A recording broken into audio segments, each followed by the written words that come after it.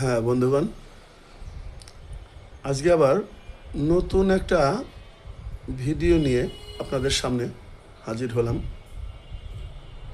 অবশ্যই শ্রবণ করবেন এবং লাইক, কমেন্ট এবং হাতের আঙ্গুলের টাচ দিয়ে একটু সাবস্ক্রাইবটা করে যাবেন, যাতে আমার ভিডিও করার আগ্রহটা বেড়ে যায় এবং আপনাদের সাথে যাতে যোগাযোগ রাখতে পারি। আজকের বিষয়টা হচ্ছে মতাদর্শ বা ধর্ম। অর্থাৎ আমরা বিভিন্ন জন, বিভিন্ন গোষ্ঠী, বিভিন্ন ধর্মের সাথে যুক্ত, বিভিন্ন ধর্মকে বিশ্বাস করি। এখন সেই ধর্ম কি নিজেই পরিচালিত না মানুষ পরিচালনা করে? ধর্ম কিন্তু নিজে পরিচালিত নয়, স্বয়ংক্রিয় নয়। মানুষ সেটাকে আচরণ করে, অর্থাৎ ধর্মীয় রীতিনীতি যা, তা ধর্ম নিজে করে না, সেটা মানুষ করে। সেই হেতু এই যে আমরা যখন ধর্ম পালন করি, বিভিন্ন মত, বিভিন্ন পথ, বহু রকমের ধর্ম আছে। ধর্ম কিন্তু নিজে হিংসা করে না, ধর্ম কিন্তু নিজে অন্যের সাথে বিবাদ করে না। ধর্ম কিন্তু একটা মতাদর্শ, এবং এটা যারা ধারণ করে তাদের ভিতরে যে চিন্তা চেতনা জাগ্রত হয়, সেটাই তার ধর্মীয় অনুভূতির প্রকাশ ঘটায়। অর্থাৎ একই ধর্ম আপনি পালন করছেন, আমি পালন করছি, এক পদের ধর্ম, দেখবেন আপনাদের আমার মধ্যে মত পার্থক্য অনেক বেশি। আপনি একরকম, আমি আর এক রকম, এবং আরেকজন আরেক রকম। এর কারণ কি?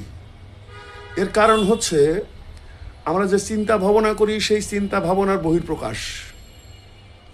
আপনি কোন দিকে এটাকে ধারণ করলেন, এটাকে কোন হিসেবে আপনি গ্রহণ করলেন এবং প্রয়োগ করলেন, এই বিষয়গুলো আমাদের ভাবিয়ে তোলে। একই বাক্য শুধুমাত্র চিন্তা চেতনার ভিত্তিতে দুই রকম তার রূপ প্রকাশিত হয়। অর্থাৎ যে যেমন চিন্তা করবে, ঠিক সেই রকমই তার প্রতিফলন ঘটাবে। এখন অন্য ধর্মের লোকেরাও কিন্তু একই অবস্থা। আমি শুধু সনাতনের কথা বলছি না, অন্যান্য ধর্ম যা আছে সেখানেও কিন্তু একই অবস্থা। অর্থাৎ ধর্মের যে কথাগুলো যে গ্রন্থে লেখা আছে, সেই গ্রন্থ কিন্তু নিজে কোনো কাজ করে না। সে নিজে একটা প্রাণহীন একটা গ্রন্থ, কাগজের উপরে লেখা। কিন্তু সেই গ্রন্থগুলো আমরা যারা দেখি বা লেখাপড়া করি, সেখান থেকে কিন্তু আমাদের এই চিন্তা চেতনার উৎপত্তি হয়। সেই হেতু আপনি বা আমি যখন একটা ধর্মগ্রন্থ বা যে কোনো গ্রন্থই পড়ার পরে এই লেখাগুলোর উপরে ভিত্তি করে নিজেকে নিয়ে নিজে নিজে সেটা নিয়ে ভাবুন, এখানে এটা কি লেখা হলো, কেন লেখা হলো, যদি এইটাকে আমি এভাবে পালন করি তাহলে কী রেজাল্ট আসবে, এবং অন্য অর্থাৎ দুই তিনভাবে ভাবুন যে আমি এই জিনিসটাকে এইভাবে প্রয়োগ করব। দেখবেন এক এক সময় এক এক রকম এক একটা চিন্তা চেতনা আপনার জাগ্রত হচ্ছে। কাজেই অনুভূতি, এই যে ধর্মীয় যে অনুভূতি, এটাও কিন্তু এভাবেই কাজ করে। এবং ধর্ম তখনই সহিংস হয়ে ওঠে যখন সেই ধর্মের লোকের সংখ্যা একটু বেশি থাকে এবং পেশি শক্তির জোর থাকে, এবং সেটা আরও ভয়ঙ্কর হয়ে ওঠে কখন? যখন এই ধর্মের রাজনীতির সাথে যুক্ত হয়।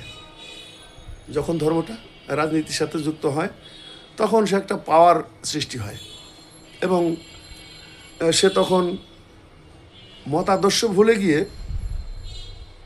তখন সে নিজেকে পাওয়ারফুল ভাবে এবং নিজের মত অন্যের উপর চাপিয়ে দেওয়ার চেষ্টা করে, এবং অন্যের মতকে সে মূল্যায়ন করে না। এই হচ্ছে বর্তমান আমাদের পরিস্থিতি। তবে যারা জ্ঞানী ব্যক্তি তারা কিন্তু সহিংস না, তারা অহিংস। আমরা বহু লোক দেখেছি এরকম, বহু পৃথিবীতে উন্নয়নশীল রাষ্ট্রে, উন্নত রাষ্ট্রে এরকম লোক দেখেছি। আমরা তাদের গ্রন্থগুলো, তাদের বইগুলো আমরা মাঝে মাঝে পাই, বিশেষ করে লেখাপড়ার সময় আমরা এগুলো দেখে থাকি। তো কাজেই সবাই আমরা যেন চিন্তা করি ধর্ম পালন করতে গিয়ে যেন অন্যের কোনো ক্ষতি না হয়, ধর্ম পালন করতে গিয়ে যেন সামাজিক অস্থিরতা সৃষ্টি না হয়, ধর্ম পালন করতে গিয়ে যেন আমি অন্যদের থেকে দূরে সরে না যাই। অর্থাৎ ছোট্ট একটা পৃথিবী, ছোট্ট একটা জীবন, এই ছোট্ট পৃথিবীতে সত্য জীবন নিয়ে আমরা বসবাস করব। আমরা কেউ এখান থাকবো না, চলে যেতে হবে। আমরা সবাই অস্থায়ী, যাহা সৃষ্টি তাহা ধ্বংস হবে। সেই চিন্তা করেই আমরা যেন সবাই মিলেমিশে একসাথে চলি। ভালো থাকবেন, সুন্দর থাকবেন।